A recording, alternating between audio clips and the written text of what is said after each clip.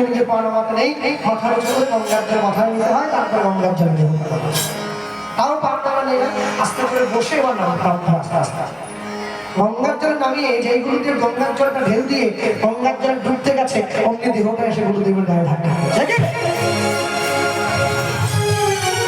ঢেউ দিয়ে সরিয়ে দিচ্ছে, আবার ডুবতে গেছে, আবার ধাক্কা, একবার দুবার তিনবারের বার যে ধাক্কা খেয়েছে, অমনি গুরুদেব হাত ধরে টেনে নিয়ে যখন দেহটাকে সোজা করে দিয়েছে, বুকে জড়িয়ে ধরল প্রেমানন্দ।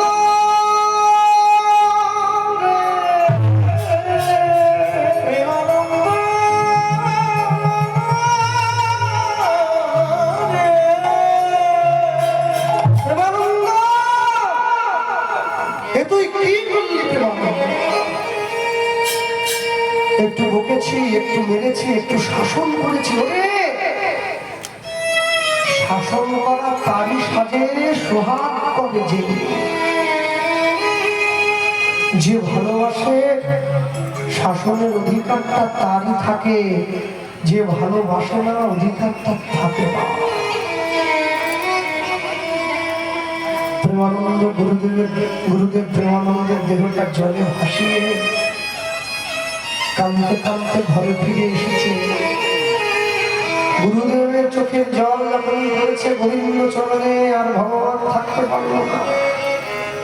দুটো জিনিস তো সইতেই পারবে না, ভক্তের অহংকার, ভক্তের নয়নের জল। ভগবান চিন্তা করছে, প্রেমানন্দ গুরুদেবের বিরহে তুমি প্রাণ ত্যাগ করেছ, তোমার জন্য গুরুদেব কাঁদছে, তোমায় যদি আমি জায়গা করে না দেই নিজের চরণে, তাহলে আমাকে তো লোকে ভগবান বলে মানবে না। কিন্তু গুরুদেবের অভিশাপটা তো ফলাতে হবে, নিচু ঘরে জন্ম হবে বলেছিল, জন্ম তো হয়ে গেল, জন্ম নিল প্রেমানন্দ মুচির ঘরে।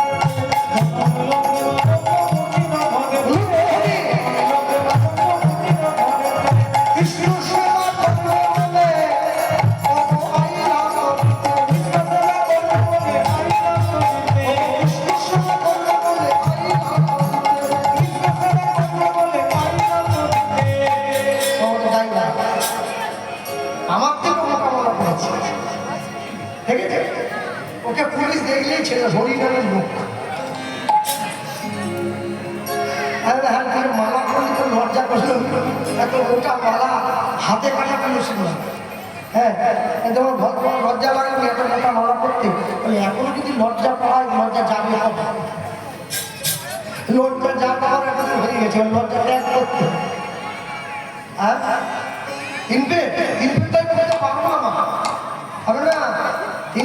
নিয়ম আছে যে ৩ গুণ জয় করতে হবে, 3টে গলা করতে গেলে। বৃন্দাবনের সাধুরা পড়ে, বৃন্দাবনের সাধু আমি এক গেল, তো সাধু আমি তো জানি।